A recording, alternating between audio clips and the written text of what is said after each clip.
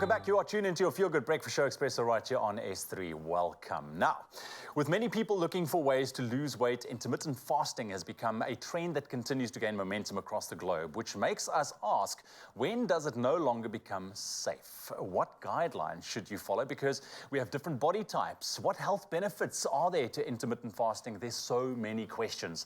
Now, this morning, registered dietitians Kerry Seedy and Sandy van Zyl joins us to share their expert opinion on the matter, as well as DJ, actress and model Roxy Lowe, who also joins us to share her experience. Ladies, welcome to your Feel Good Breakfast Show. Thanks.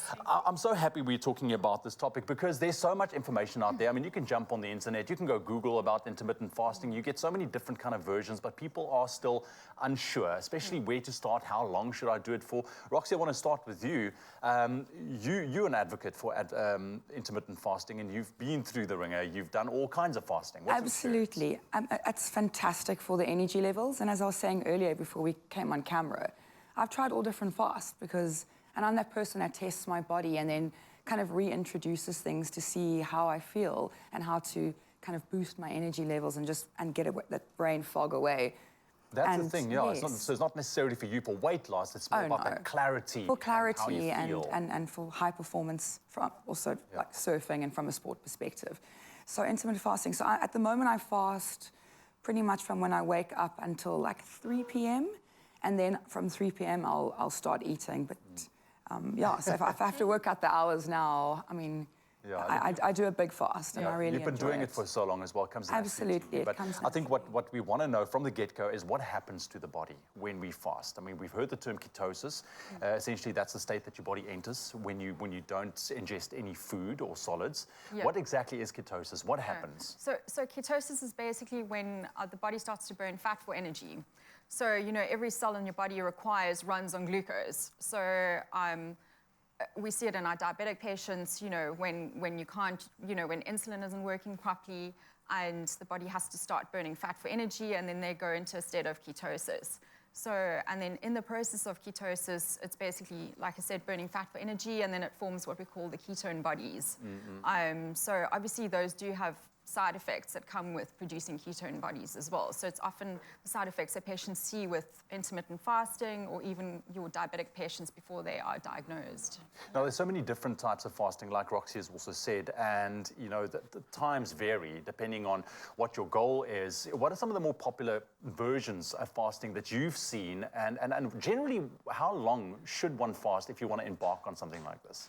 So there are quite a few different types. The 16-8 seems to be the most popular. Which sounds like a cricket score to me. Yeah. Let's be honest. What does it mean, 16-8? So that's 16 hours of fasting, 8 hours a window period where you can eat. Okay. There's no sort of specific restrictions around what you can eat, so you can eat whatever you want, but as long as you stick to your time period, your time frame, that's what you're looking for. And that, for me, is potentially a bit of a problem. I think you need to do it in conjunction with some input around what you should be eating. And I'm sure you've been there, done that, around food. Yes, but I think not everybody's aware of that. It's not just free for all, sort of go for your, That's the thing, your burgers and chips and what else, chocolates and all of that. Look, because I know that when you start fasting, obviously your body starts going through different processes, and you go through some extreme hunger, you might get some, you know, some dizziness. What foods what do you go to? What is your go-to? I mean, I break the fast like subtly with the green juice. You don't want to all of a sudden just like bang a pizza on your gut. You're going to be on the floor very quickly. Yeah, you're going to be feeling really ill.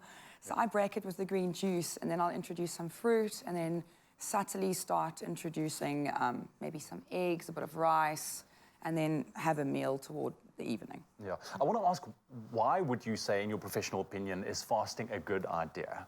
And is it a good idea for the majority of people looking to improve clarity of mind, getting that fogginess away, maybe weight loss? Yeah. So there definitely are, you know, research in intermittent fasting is still in sort of the baby stages. So most of the research done is sort of done in rodents and mice with the anti-aging benefits and that kind of thing. So scientifically speaking, from a human perspective, there are benefits from doing a fast 1 week out of a year. So it kind of kickstarts your metabolism, and it does help with insulin sensitivity. The problem with doing long-term fasting is it can be detrimental to the body. So, and it also depends, like we were saying, how you fast. So whether you not eating for a certain period of time, and then you're eating, like Sandy was saying, very unhealthily during those 8 hours. So how you do the fast is also affects how, the side effects and that kind of thing as well. So obviously with fasting, it does help with calorie restriction, and then there are benefits from calorie restriction. But the problem for me in my private practice is, in terms of the side effects with doing intermittent fasting long term, is a lot of these diets are sort of linked to osteoporosis, depression, reduced lean muscle mass, reduced concentration. So if you're fasting, but you're also doing sort of a ketogenic diet, it's been shown to reduce mental functioning by like 25%. So, so there are pros and cons. I think the key here is to know exactly what you're doing before you go into something like this, because at the end of the day, you want to do it in a sustainable way. You want to do it in a healthy way. We're going to be back talking about intermittent fasting in just a little bit. Stick around for that. But we want to know from you, have you had experience with it? What's your view on intermittent fasting? Chat to us online, 06340 888 It's my feel-good breakfast show. Welcome back. You're tuned into your Feel Good Breakfast Show on this lovely Thursday morning. Now, this morning we are discussing one of the biggest dietary trends right now, and that is intermittent fasting. Just how safe is it? What guidelines should you follow? And are there health benefits to it? Registered dietitians Kerry Seedy and Sandy van Zyl joins us this morning for more answers. Thank you very much, ladies, once again. We covered quite a bit in our previous segment with regards to what it is, what happens to the body. People want to know. And the thing is, the internet's readily available. There's a lot of apps. So how do you guys view this in terms of information around intermittent fasting? I think there is a lot of information, and a lot of it, unfortunately, can be a bit misleading as well. It's never a case of one size fits all, and that's the problem, is you assume it is.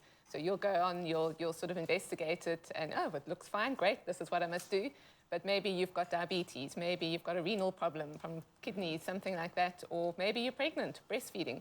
Very highly contraindicated in all of those people. Yeah. Maybe you're on medication for heart disease as well, and you need food to take with your medication, especially if you're sort of type 1 diabetic as well, you're taking insulin. All of that can become quite dangerous. So the biggest advice there is speak to a health professional, sort of, so that they can assess you, assess potential risk, can give you the all clear and say it's absolutely fine to go ahead. But I think it's important that you look into all those different aspects, your medical conditions, how active you are as well. A lot of sort of all of us are different. Absolutely. All of us are different. We need to know exactly what we're entering into. We spoke about this as well. But I mean, when it comes to intermittent fasting, a lot of people have this view of, I want to lose weight, that's why I'm going to do it. But that's not necessarily the case. It's not a quick fix to losing weight. This is something that you need to do in a sustainable way. Yeah, for sure. So weight loss it's about lifestyle change. So you can't just, you've got to look holistically at the person and the patient, and besides dietary intake, you also got to look at exercise, you got to look at fluid intake, and stress reduction, and multiple things. So you can't just look at the person, you can't just focus on diet alone. Absolutely not. Yeah. We got a voice note this morning from Tanya. Let's quickly take a listen. Good morning. My name is Tanya. I fast from 9 in the evening till about 3 p.m. the following day, and I find that my energy levels are way up in the morning. I do not feel tired or sluggish, and I will maintain my liquids without sugar, without milk, and then I will continue my day. All right, thank you very much for sharing, Tanya. Definitely, once again, for energy levels, so there's definitely benefits to fasting. But let's talk quickly about the physical representations that happen to the body when you fast. Dizziness, headaches, smelly breath. What do you make of that? How should people approach this? Is this a sign that you should, listen, something is not right? Should you eat something, or should you push through? Yeah, I mean, my advice would probably be to eat something if you're dizzy. So, that smelly breath comes from, the ketone bodies produce a waste product called acetone, which is like nail polish removers. So that like kind of alcohol-smelling breath, some people say it smells like cucumbers. But so that's basically a side effect of fasting. But like Sandy was saying regarding the diabetics, definitely like diabetic patients, thyroid patients, that sort of thing, we wouldn't really advocate for intermittent fasting. All right. Ramadan has started. Advice that you can leave us with before you guys take your way. So for me, what I recommend to my patients is just having very low GI foods first thing in the morning, so high fiber, foods that will sustain you, foods with a lot of fluid as well. So often, Not a lot of sugars. No, so you don't want to spike and then dip. So like oats in the morning is fantastic. Having soups and that sort of thing. So often, you know, it's also popular to break the fast with dates. I don't advocate dates a lot of, you know, especially for my diabetics, just from the sugar content. Yeah. But yeah, so really just going low GI, high fiber, and you don't want to go for the fatty foods. Yeah. So because that's where the patients don't lose weight with fasting, is when you're going high fat, you know, it's not healthy. Yeah. So, yeah. Lovely. Kerry, Sandy, thank you very much for sharing a piece of your advice with us. Really appreciate it. I mean, there is really no copy and paste when it comes to intermittent fasting. You need to know exactly what it is that you're getting yourself into with regards to your personal body type as well. Continue sharing those messages with us, 06340 88863 on our WhatsApp line.